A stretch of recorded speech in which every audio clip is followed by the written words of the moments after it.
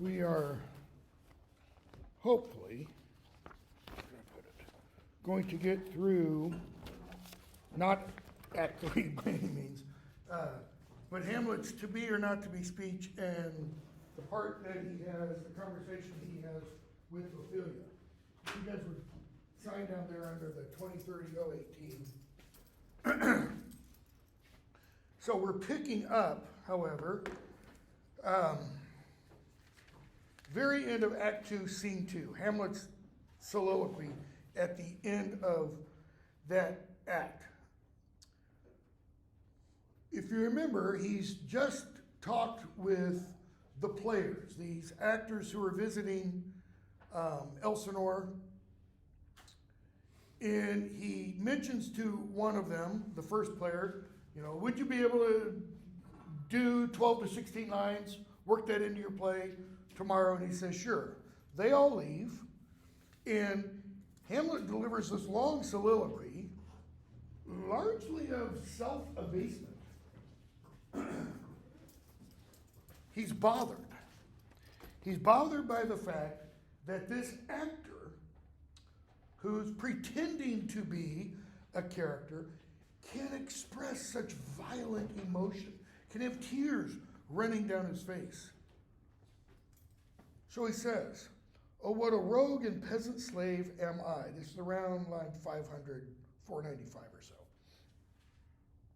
Is it not monstrous? This player here, but in a fiction, a dream of passion, could force his soul so to his own conceit that from her working all his visage wan, that is, he grew pale, tears in his eyes, distraction in his aspect, a broken voice, and his whole function suiting with forms to his conceit, that is, to his idea. And for what? For nothing. For Hecuba.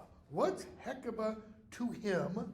Hecuba, the wife of King Priam of Troy. He says, this guy puts out all of this emotion literally for nothing. And what about me? What would he do, 509, had he the motive and the cue for passion that I have? Remember Hamlet's first real speech in response to his mother's, why seems it so particular with thee? The common death of humanity. Your father died. Boo-hoo, get over it, suck it up. Hamlet says, seems, and he talks about the outward appearances of his woe, but he says, I have that within which surpasseth all show. Here, he's saying, I wish I could show some of this. What would he do if he had the motive I have? He would drown the stage with tears, blah, blah, blah, blah, blah. Yet I, 516, a dull and muddy meddled rascal, peak like John of Dreams, unpregnant of my cause, and can say nothing.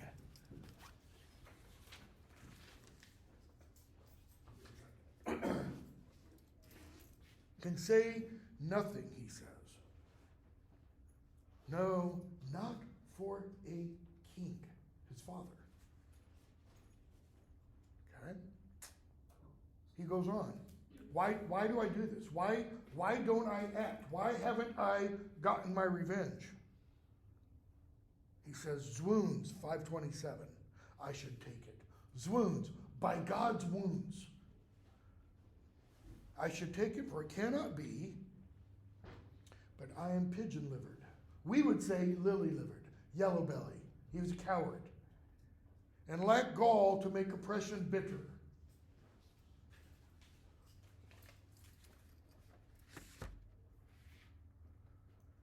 Or ere this, or before now, I should have fatted all the region kites with this slave's offal. I must be a coward, or before now, I would have gutted Claudius and left his entrails open for the birds to eat.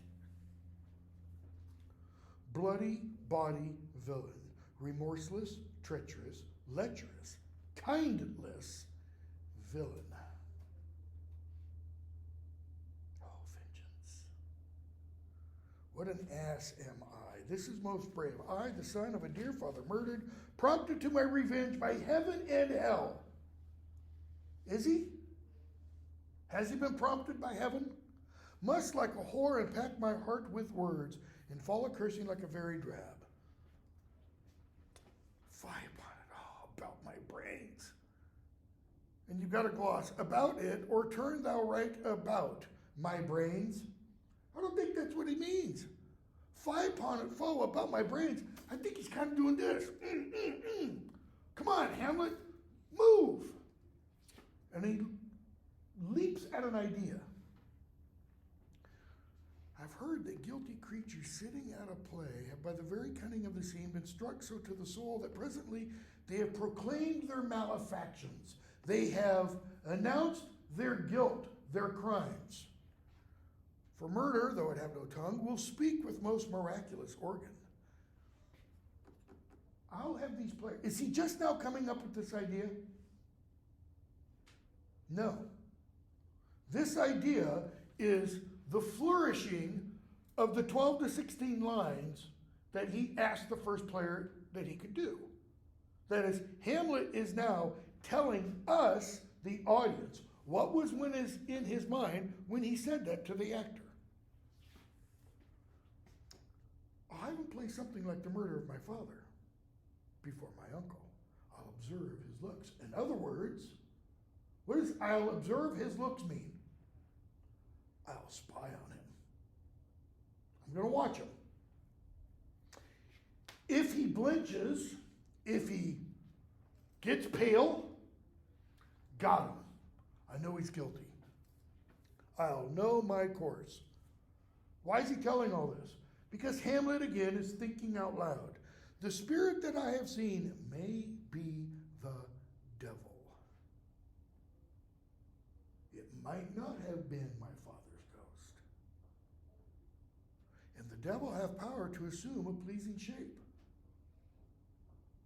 Both the Apostle Paul and the Apostle Peter talk about that in the New Testament. Yea, and perhaps out of my weakness and my melancholy, as he is very potent with such spirits, that is, with those who are emotionally weak and melancholic, he abuses me to damn me. I'll have grounds more relative than this. Okay? Then this what? Just the word of a vision. What's Hamlet saying he needs before he can exact vengeance? He needs proof. He needs proof that Claudius is really guilty. The play is the thing wherein I'll catch the conscience of the king. Okay? So, we have Hamlet talking about, I'm going to contrive such a situation that the king will be in a spot where he might reveal his guilt, and if he does, I'll see it. I'll spy it.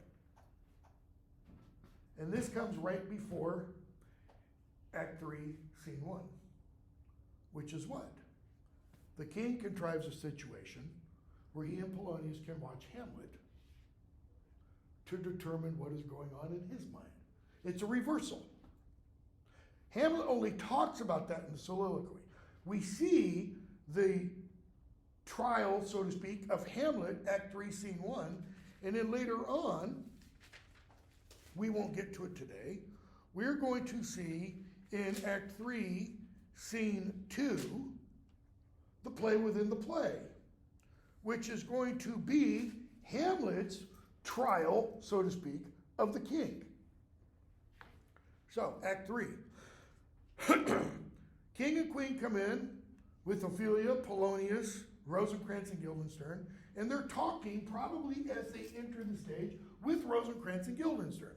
What did you learn? What did you find out? What's wrong with Hamlet? Okay? Rosencrantz says, he says himself he's distracted, but he doesn't know why. Guildenstern, nor do we found him forward to be sounded. What he means by that is, we don't find it easy to pluck out Hamlet's problem. He's kind of put up barriers. But with a crafty madness, keeps aloof. when we would bring him on to some confession of his true state. Okay, some crafty madness. That kind of implies what? What does crafty mean? If you're crafty, if you're wily, it means your gears are moving. You're thinking, you're planning. His is a crafty madness. Guildenstern seems to be suggesting, don't assume that Hamlet's crazy. There might be more going on there. What did Polonius say when he was having his conversation with Hamlet? Though this be madness, yet there is method to it. Okay? So, Rosencrantz and Guildenstern depart, and the king tells Gertrude, sweet Gertrude, leave us too. For we have closely sent, this is line 29, we have closely sent for Hamlet thither. Closely, secretly. That he is toward by accident may hear affront Ophelia. So what does that mean? I never paid attention to that word before. I've been teaching this for 3 decades. We have closely sent for Hamlet hither. Secretly sent. Does that mean somehow they sent a message to Hamlet that Claudius and Polonius went to see him in the lobby? Or did Hamlet receive a message that just says, you're wanted in the lobby at X o'clock? It's unclear. See, if it's the former, if Hamlet's been told, the king wants to see you, put yourself in Hamlet's shoes and what you understand. What do you think? Put up those walls, man. Because Hamlet thinks something about the king that the king doesn't know what Hamlet thinks. Okay? King doesn't know that Hamlet has had an experience with the ghost, and that Hamlet knows the king killed his brother. But I think if we try to interpret what that means, that we have closely sent for Hamlet, it helps us get into Hamlet's mind when he begins his so-called soliloquy and conversation with Ophelia. Okay? So, that he, as twere by accident, may hear affront Ophelia. See, I think we have sent closely probably implies message has been sent to Hamlet, maybe anonymously, that Ophelia is going to be walking in this room alone. Because what has happened between Hamlet and Ophelia up to this point? He seemingly won her love by delivering her letters and such. She took those to be true affection. Laertes first, and then Polonius shut that down. Polonius emphatically, stop having interviews with Hamlet. Stop talking with Hamlet. Return anything he's given you. Okay? This would be an opportunity to have Hamlet go, what gives? He has had one other time where he saw her, right? He breaks into her room, grabs her by the hand, stares at her, like this, and then walks out looking at her, where she describes him as acting crazy. So, where Hamlet may hear affront Ophelia. Look at your gloss. Affront means confront. The F comes from, it's from Latin, abfront. It means to front. Like when you front something, you put up something out there to oppose something on the other side. You don't confront somebody for a glass of beer. You don't confront somebody for a date. You go with, because those are pleasant things. A confrontation is always conflict. It's always aggressive. It's always violent. Okay, who's listening to this right now? Who's on the stage?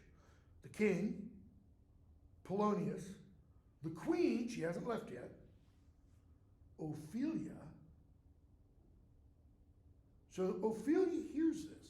Ophelia, you are here so that Hamlet may affront you. Her father and myself, lawful espials, that is, lawful spies. And the only reason they're lawful is because he's the king. We'll do what? We will so bestow ourselves that seeing unseen, we may of their encounter frankly judge, and gather by him as he is behaved, that is, as he behaves towards her, if it be the affliction of his love, or no, that thus he suffers for. Okay? There's an awful lot there. What does he say they're going to do when Hamlet affronts Ophelia? I know I'm beating this horse dead. I mean, I'm stripping it of all flesh. They're going to watch and unseen, okay? So here's the stage. Hamlet's going to come out. Ophelia's already going to be on the stage. Where are Claudius and Polonius? Well, the play is going to say, the text is going to say, exeunt Claudius and Polonius. Now, literally, that means they go off the stage. If they go off the stage, they go, from an audience's perspective, off the world of the theater. It's like they no longer exist. They do back there somewhere else. And then they'll come back out when it's time for them to say their lines. The problem is because of what Claudius says. Unseen, we will see. And they will hear. There's only one place they can be, or there's only one way they can be unseen and yet see and hear everything. And that's if they are behind an arras. When Polonius first broaches this idea, he says, I'll loose my daughter to him, and we will bestow ourselves behind an arras. If they are behind the arras, literally speaking, they are still on the stage. If Hamlet were to go up with his sword and lift up the bottom of that curtain, he'd see their feet. Okay? So that we can frankly judge. We should be able to determine by Hamlet's actions, the king says, whether he's crazy or not. Okay? The queen, I shall obey you. That is, I'll leave soon. And for your part, Ophelia, I do wish that your good beauties be the happy cause of Hamlet's wildness. So shall I hope your virtues will bring him to his wonted way again, to both your honors. 3 important words, really important words, in her speech to Ophelia. Beauties, virtues, honors. Okay? She says, I hope it is your beauty or beauties that is the cause of Hamlet's madness. What does she mean? I hope he really is madly head over heels in love for you. And that will be caused by what? Her beauty. Maybe her physical beauty, maybe her inner spiritual beauty, all that kind of stuff. Why? So that her virtues will bring him back to himself again. Now, what are virtues? Those are the powers, those are the good powers of the soul. Those are loyalty, faith, honesty, trustworthiness, as well as the big virtues, justice, beauty, truth, those noble ideals. The reason these 2 words are important, Hamlet is going to address beauty and virtue in his conversation with Ophelia.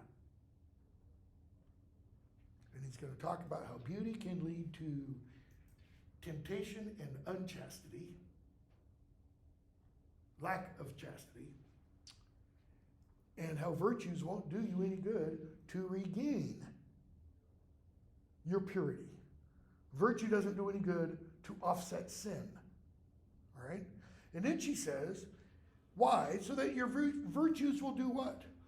will bring back both their honors, or will bring honors to both of them. Big question is, what does she mean by honors? Notice your gloss does not give, your book doesn't give you a gloss for that term. To honor, does that just mean, it'll restore Hamlet's good name? Possibly. Does Ophelia's name need to be restored? No, she's not done anything wrong that we know of. So what else can it mean? That will bring honor to you?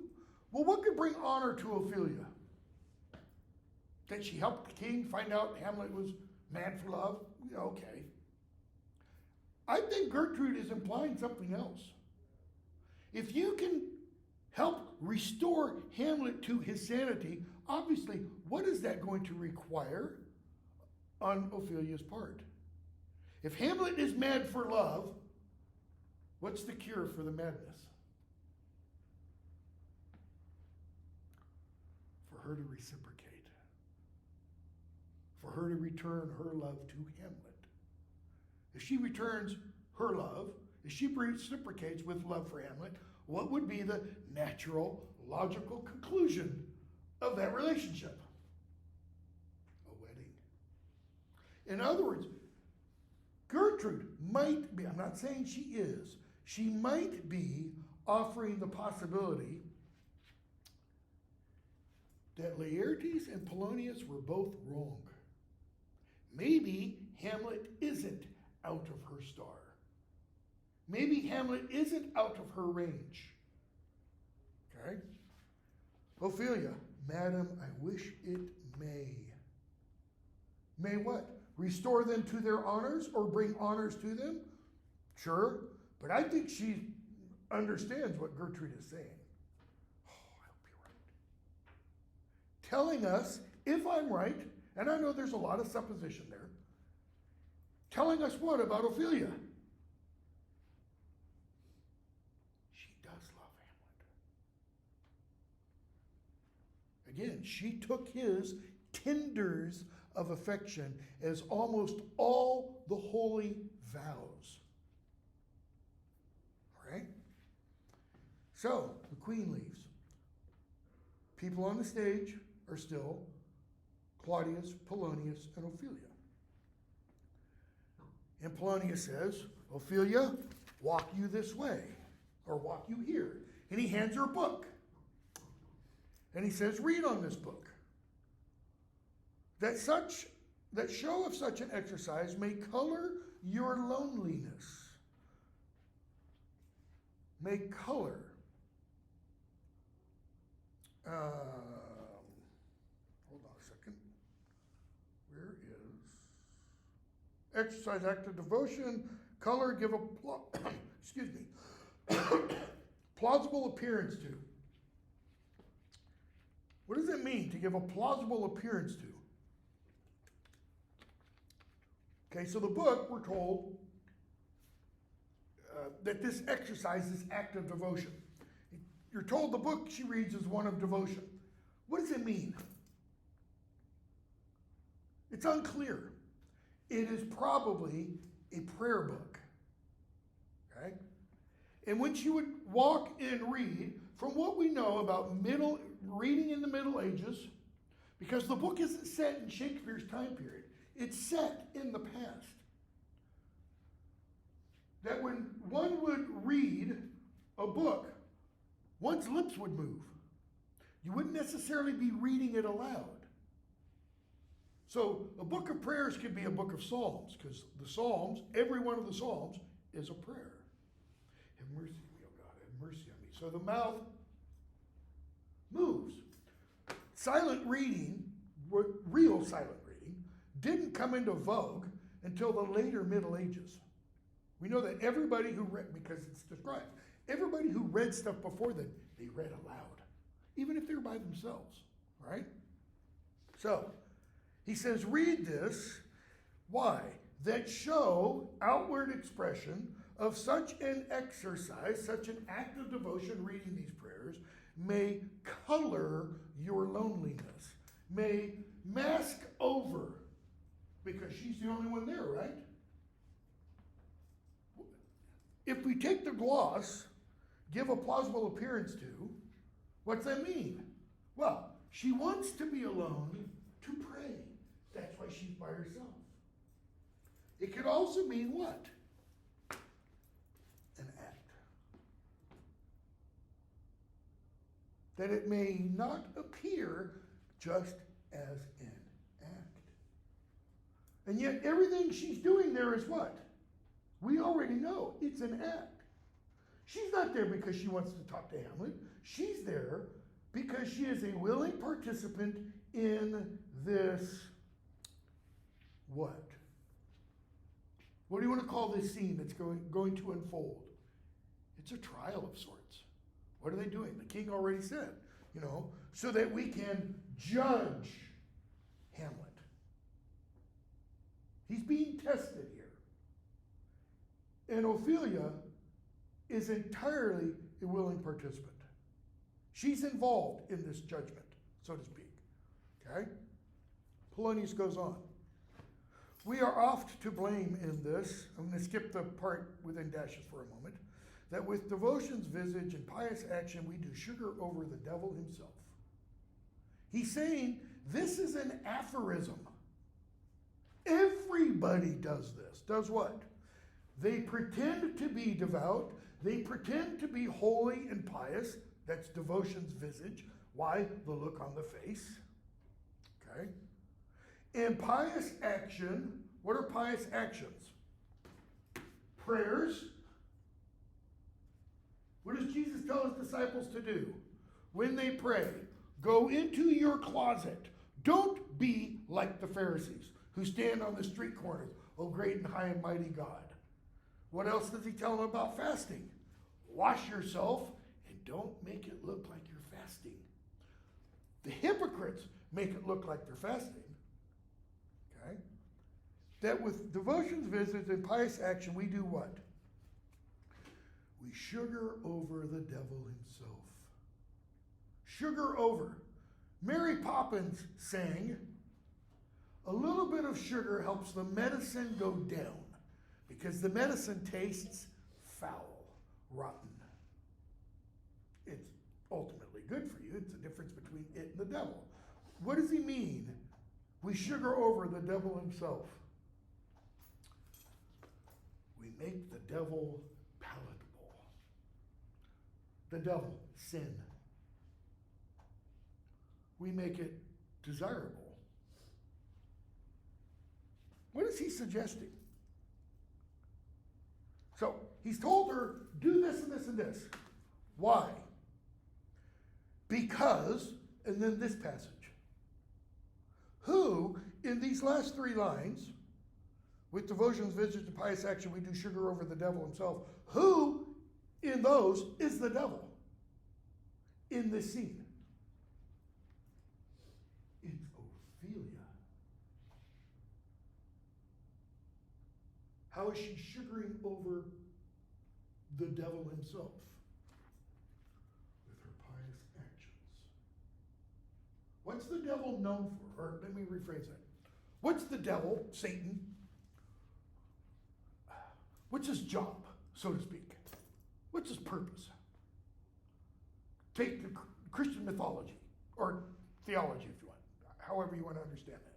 What is his job in the Garden of Eden? He's got one purpose. Tempt Adam and Eve. That's it. I think as Peter says, he goes around like a roaring lion. Okay? To do what? To tempt. So what is Ophelia's purpose? To tempt Hamlet. Kind of like the original Adam and Eve. Eve tempts Adam. She gets tempted by the devil, then she tempts Adam. Okay? The king hears that, and he gives an aside. Oh, 'tis too true. Well, Polonius already said it's true. 'Tis too much proved. And what he means by that is, we all do it. King, how smart a lash that speech doth give my conscience. A lash. A whip. What does it mean? It whips his conscience. It woke it up. He got stung by that. It was like, damn, that's right. I'm a rotten SOB. I killed my brother and sleeping with his wife. The harlot's cheek, beautied with plastering art, that is, makeup, is not more ugly to the thing that helps it than is my deed to my most painted word. Okay? The harlot, the hooker, uses makeup to do what? Make herself more attractive, more seductive, more temptatious. I don't know what the word to use there. Okay? He says, then does my deed to my most painted word. What does he mean by his painted word? How he's covered up his actions. Where did we first see him do that in the play? They come out, big grand entry, and he says, you know, we've balanced sorrow with joy and joy with sorrow, buried my brother and married his wife, and then he says, and I thank you all. That's his covering up the deed. Okay? Polonius, I hear him coming. Let's withdraw, my lord. And we're told, exeunt, king, and Polonius. Notice it's exeunt, not exit. Exit is when only one person is leaving. Exeunt means plural leave. Hamlet comes in. Okay? Bear in mind, I didn't say this to my other two classes, I should have. Why is Hamlet there? Why does Hamlet enter this room at this point? He comes out this door, maybe, or this, doesn't matter. He's been sent for. Now, if you've been sent for, what do you immediately assume? Why? And he comes out and he delivers what your textbook calls, what my Shakespeare textbook for my Shakespeare course calls the greatest soliloquy in the English language. But it's not a soliloquy. It is solo in the sense that Hamlet delivers it alone. That is, it's not a colloquy. He's not talking with somebody else. But it's not a soliloquy. Why? Because Ophelia is on the stage. We don't see exeunt Claudius Polonius Ophelia. Just by the definition of that word, it cannot be a soliloquy. Even if Ophelia doesn't hear it, it can't be a soliloquy. So if it's not a soliloquy by dictionary definition of the word, can we take everything Hamlet says in this speech to be his innermost thoughts? No. So if they're not, what are they? Is this part of his act? And, I'll ask this now. I usually ask it later. What does Hamlet see when he comes onto the stage? Does he enter like this? You know, because our first description of Hamlet is his veiled lids looking for his father in the dust. Does he come out like this and not see anything out there? Or does he come out and in the corner of his eye, he sees Ophelia? To be or not to be? That is the question. Whether 'tis nobler in the mind to suffer the slings and arrows of outrageous fortune, or to take arms against the sea of troubles, and by opposing in them. What's he asking? Or that the everlasting had not fixed his canon gainst self-slaughter. To be, to live, or not to be, to die. That's the question. And what does he mean by that's the question? I think Hamlet / Shakespeare is saying, that's the question everybody's got to deal with at some point. To do what? 'Tis nobler in the mind to suffer the slings and arrows of outrageous fortune. 'Tis nobler in the mind. Ennobling in the mind. Ennobling means making one better, making one, to use the word, I don't have it written down, that Gertrude used about Ophelia, virtuous, to suffer the slings and arrows of outrageous fortune. What are the slings and arrows of outrageous fortune? It's the crap you go through every day. That builds day upon day, week upon week, month upon month, year upon year. Or to take arms against a sea of troubles, and by opposing, that is, opposing the sea of troubles, end them. You pull a knife out and you end yourself.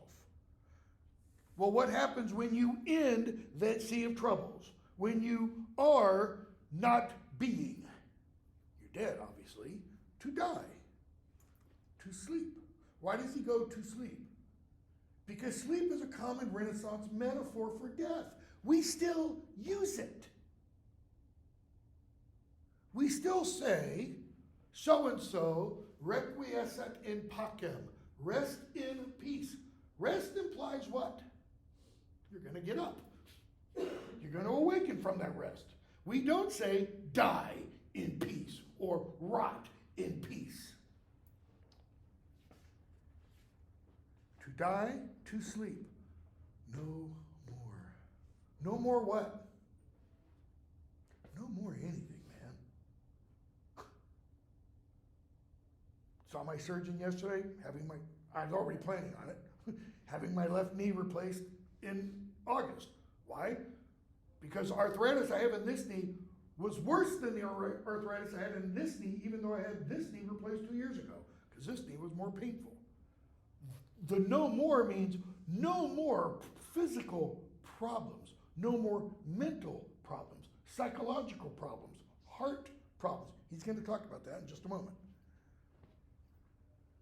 To die, to sleep, no more. And by a sleep, to say we end, there it is, the heartache and the 1,000 natural shocks that flesh is heir to. 'Tis a consummation devoutly to be wished. Notice the first thing he mentions, the first problem. It's not mental anguish. It's not physical anguish. It's heartache. I think there's a reason for that. Ophelia. And if I were directing, I would have Hamlet, if he's looking down, glance in her direction. Because that is who that is directed to. Heartache, or what? The 1,000 natural shocks. See, we tend to think of shock as being electrical shock. It's not. What does it mean? It's when you bump into contact with other things. That's why you have shocks on an automobile. What do the shocks do? They alleviate the bumps of the road. Okay? That flesh is heir to. The longer you live, the more shocks the body undergoes. Tis a consummation devoutly to be wished. What does he mean by consummation? This is an allusion, by the way, to Christ. Final words on the cross. Consummatum est in the Latin Vulgate. Usually translated, King James and other versions of the Bible, it is finished. It's not what consummatum means there. It means it is perfected. It is completed, because completion implies not just ending of something like finishing does. It implies everything is as it is supposed to be. So when Christ says, it is finished, or it is completed, it is perfected, it's like, done. I nailed it. Pun intended. He had to die with the nails, the whole 9 yards, according to Jewish custom. Notice, and it is a perfecting devoutly to be wished. Devoutly. That is, proper piety and devotion to God. Paul says to die is to be with Christ, devoutly to be wished. Okay? To be here is to be separated. To die, to sleep. And then he starts to think. To sleep. Perchance to dream. There's the rub. Where is the last time? When did we hear about sleeping and dreaming before? Or when did we hear about dreaming before? His conversation with Rosencrantz and Guildenstern. Hamlet says Denmark's a prison. Rosencrantz says, oh, it's only a prison to you because your ambition makes it one. Your ambition is too great for little old Denmark. And I pointed out to my Tuesday, Thursday class, if you look at a map of Europe, you've got Finland over here, a Gulf, you've got Sweden and Norway, they occupy a similar area. Denmark sticks up like this. It's like a finger sticking off the northern part of the European continent. It is a small little area, okay? A promontory. And Hamlet replies to Rosencrantz with what? Oh, God. I could be a king of infinite space bounded within a nutshell, were it not for bad dreams. And they talk about the dreams and etc. then. To die, to sleep, perchance to dream. There's the rub. What does he mean? For in that sleep of death, what dreams may come when we have shuffled off this mortal coil, that is, the body, must give us pause. Why? So, here we are, alive, and sleeping. Where do our dreams come from? Hamlet implies it in the previous speech, okay, about king of infinite space, except for bad dreams. We're sleeping, and these dreams come in. Because he says, our sleep and the dreams that may come must give us pause. Pause for what? What does pause mean? Stop. Stop whatever you're doing. Hit the pause button. The pause implies moving towards death/sleeping, like pulling out the knife and getting ready to plunge it in the heart. Because what dreams may come. If sleep is a metaphor for death, and we have dreams when we sleep, then what's going to happen when we die? See, that's the problem, Hamlet says. That must give us pause. There's the respect that makes calamity of so long life. The respect. The respect of what? Of what comes after. It makes a long life calamitous. That is, the longer you live, the more you what? The more you experience. The more you experience, partially at least means what? The more sorrows, the more slings and arrows of outrageous fortune you experience. For who would bear the whips and scorns of time? Just the process of aging. The oppressor's wrong, that is, like the slave driver is wrong, the tyrant's wrong, the proud man's contumely, the looking down his nose at you, the pangs, there it is again, of despised love. Notice it's not the pangs of unrequited love. What's the difference between unrequited love and despised love? The one is just not returned. Unrequited love is love that, I love you. Sorry, I just want to be friends. Versus, I hate you. Huge difference. The laws delay. Why? Justice delayed is justice denied. That's why the Constitution guarantees us a speedy trial. Even though there are people who've been in jail for over a year now who haven't been tried. The law is delayed. The insolence of office. Office means some powerful person, a person who occupies a high position in society, meaning a government position, who uses that to abuse those down beneath. And the spurns that patient merit of the unworthy takes, when he what? When he might himself his quietus make with a bare bud. Who would suffer all of these things when you could go, the hell with it, and slit your throat, or put a bullet in your head? What's Hamlet obviously talking about throughout the speech so far? He's giving the reasons for suicide. Okay? A poet that we're going to read later, John Donne, actually also became an Anglican priest, the greatest Anglican priest of his age, greatest preacher of his age. Before he became an Anglican priest, he wrote a book in support of suicide, arguing why suicide is acceptable, totally going against all the dictates of the entire Christian church at that time. It was before he became a priest. All right?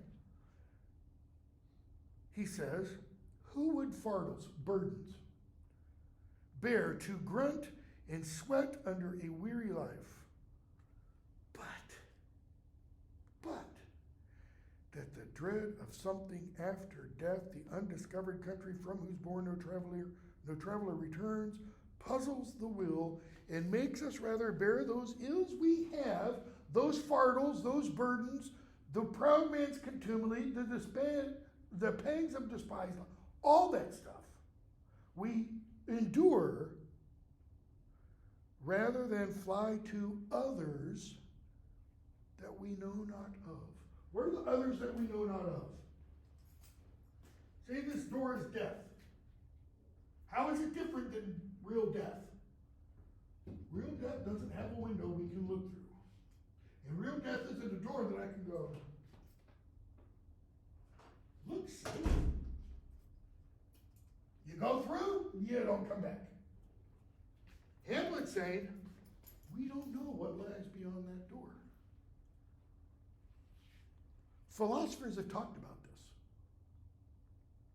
Socrates taught his students, there's no reason to fear death. Why? Death is the unknown. You don't fear the unknown. Fearing the unknown is irrational and stupid. If we really feared the unknown, none of us would get out of bed in the morning. Why? Because you don't know what the day's going to bring. You might get hit by a car on your way to work. You might get hit crossing the road. It happens. Doesn't stop people from getting up. So, he goes on. What does it do? What does this fear of the unknown, the fear of what comes after death do? It puzzles the will. I love that phrase. The will is that aspect of our human being that says, okay, you've thought about this, now do it. Act, choose.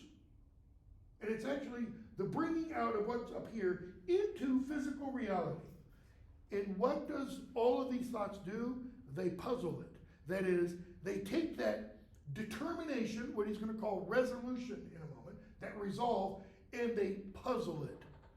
They cut it into a bunch of pieces, and now you have to put it back together. In other words, it makes you stop and think. Thus, conscience does make cowards of us all. Why? Because we think about, what is he really getting at about the fear of the unknown after death? What's he really getting at? Is it the fear of God or Satan? Possibly consequences. Right? Every action has consequences. The wise person tries to think through what those consequences are. That's why NASA, as an example, NASA has multiple systems for redundancy.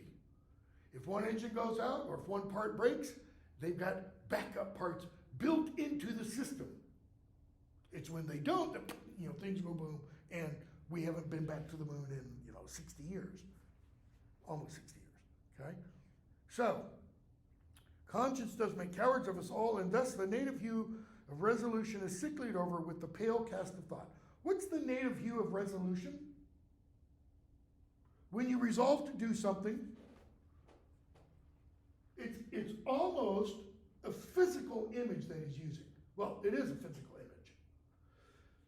If this table weighed 500 pounds, okay, and I came up here to move it, I might be able to move it. What would happen to my face? It would turn very red.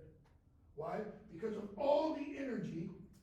What happens when you get really angry? I mean, you're ready to kill somebody angry. And somebody else, not anger at the world. You turn red. Why? Because you're resolved, you're going to do something about it. That's what he's talking about. That resolution, what happens to it? It is sicklied over with the pale cast of thought. The face, the blood drains, and you become pale. And the pale cast of thought, he's probably referring to the popular image of scholars and writers. That these are guys who spend all their day inside with poor lighting. And because they spend all their days inside, they're very pale and white. In enterprises of great pitch and moment, pitch means a degree. Like, oh, I'm going to go for a run today on this 1 degree grade. Well, that's nothing. When I used to run marathons and I do my 20-mile runs in preparation, I would try to do about half of those on hilly surfaces. Go out Highway 96, Coleman Hill Road. Nice, good, long gradients, okay? Because those are hard to run up. He's saying something of great pitch, great momentous, meaning. With this regard, what regard? What are the consequences going to be? Their currents turn awry. In other words, I'm not going to head towards that mountain. I'm going to go on the level plain. And lose the name of action.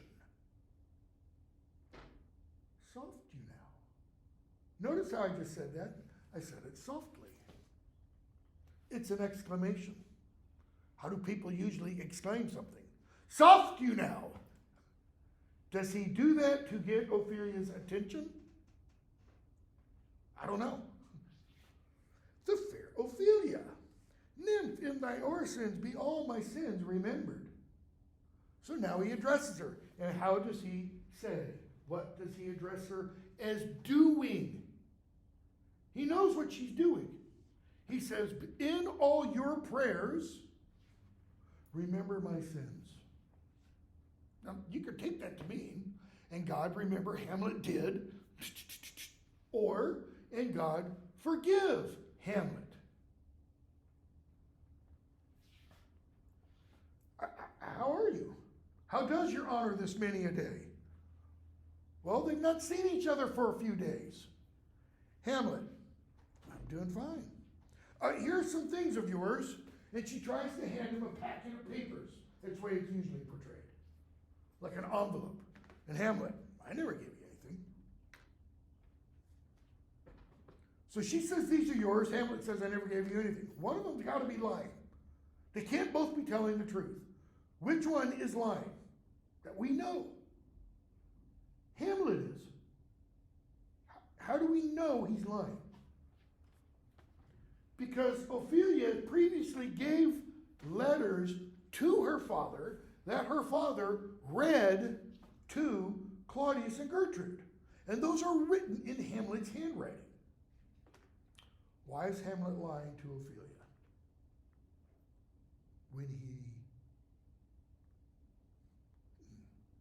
Why is Hamlet lying to Ophelia? I won't qualify it anymore.